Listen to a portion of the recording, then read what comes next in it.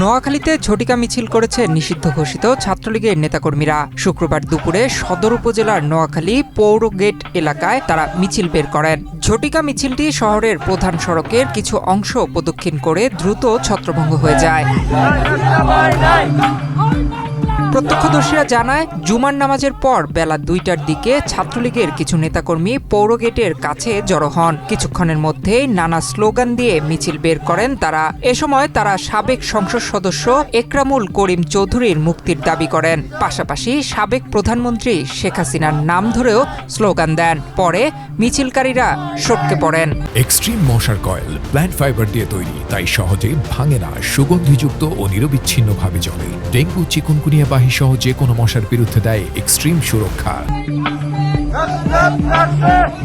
এ বিষয়ে সুধারাম মডেল থানার ভারপ্রাপ্ত কর্মকর্তা তৌহিদুল ইসলাম বলেন, বহিরাগত লোকজন আকস্মিকভাবে ঝটিকা মিছিল করে। কিছুক্ষণ পরই তারা ঘটনাস্থল ত্যাগ করে। মিছিলে অংশগ্রহণকারীদের চিহ্নিত করার চেষ্টা করা হচ্ছে।